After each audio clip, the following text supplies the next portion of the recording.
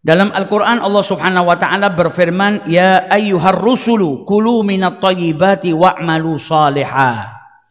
Perintahnya Allah kepada para rasulnya, ya ayyuhar rusul, wahai para rasul-rasul, kulu minat thayyibati, makanlah yang baik-baik.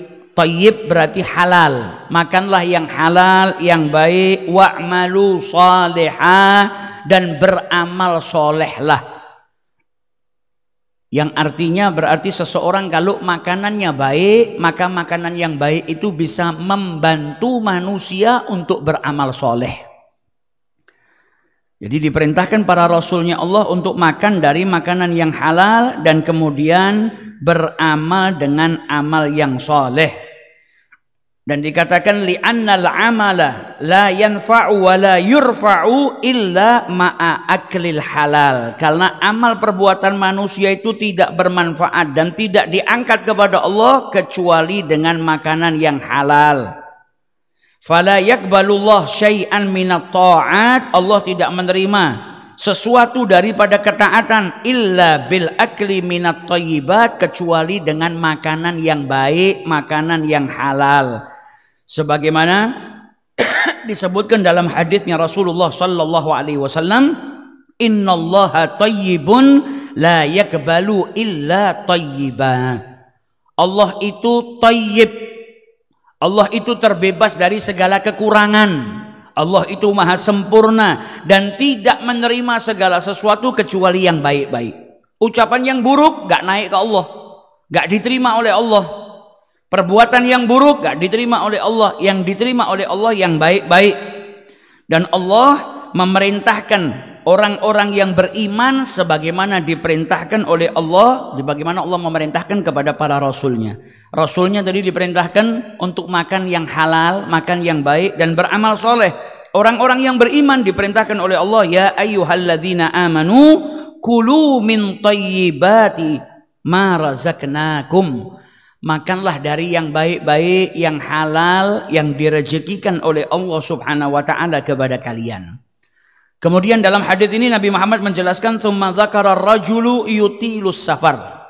Seseorang yang melakukan perjalanan yang jauh dan perjalanannya bukan untuk maksiat, perjalanannya dalam keadaan ketaatan kepada Allah subhanahu wa ta'ala.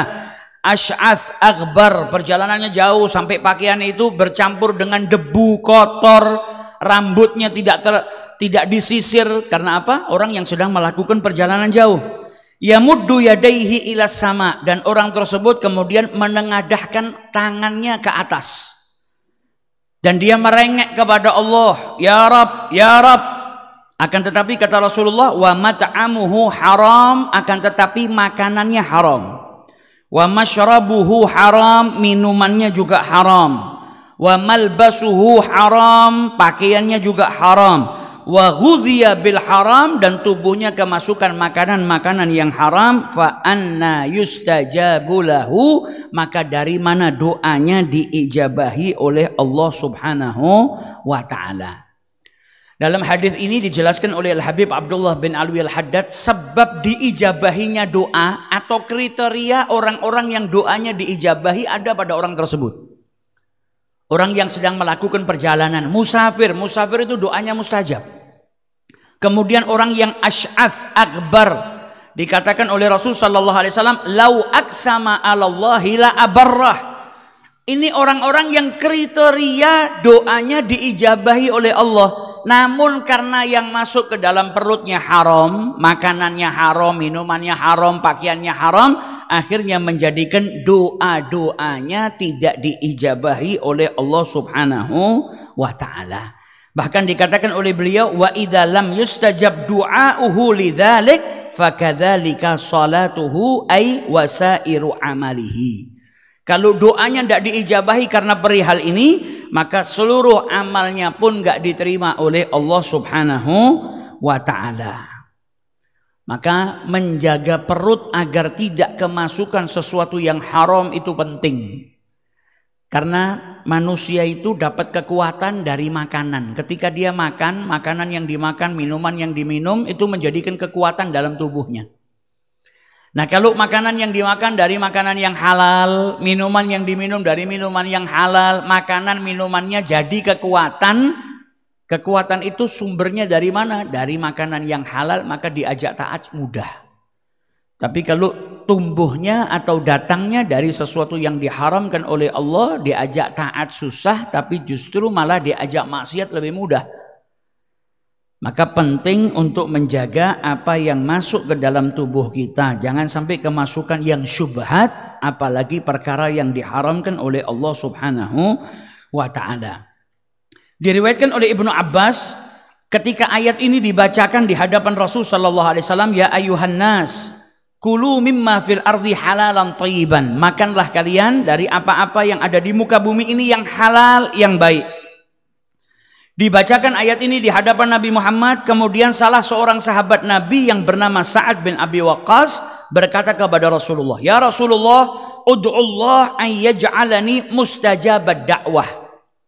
Ya Rasulullah, doakanlah aku agar menjadi seseorang yang doanya itu mustajab.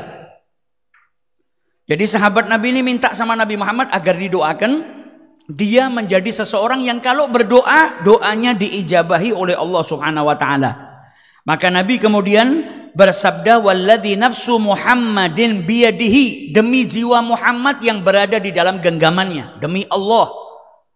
Kata Rasul sallallahu alaihi wasallam, sebelumnya Nabi menjelaskan, ya Sa'ad atib mat'amat takun mustajabad da'wah.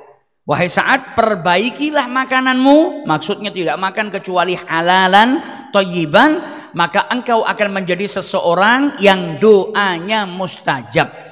Dan demi Allah, kata Rasulullah, innar rajula la yakdhiful luqmata haram fi jawfihi, seseorang itu tidak menyuapkan sesuap makanan ke dalam tubuhnya dari sesuapan yang haram atau dari makanan yang haram, fama yutaqabbalu minhu arba'ina yauman, maka seseorang yang kemasukan makanan yang haram walaupun sesuap, kata Rasulullah, 40 hari amal perbuatannya tidak diterima oleh Allah Subhanahu wa ta'ala.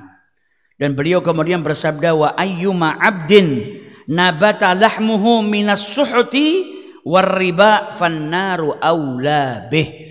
Dan siapapun dari seorang hamba yang tumbuh di dalam tubuhnya dari sesuatu yang haram, dari makanan yang haram dan dari perkara-perkara riba, makanannya dari hasil riba, hartanya dari hasil riba, maka kata Rasulullah, fannaru aula bih, maka yang paling pantas untuk dirinya adalah nerakanya Allah Subhanahu wa ta'ala, wa iyadzubillah.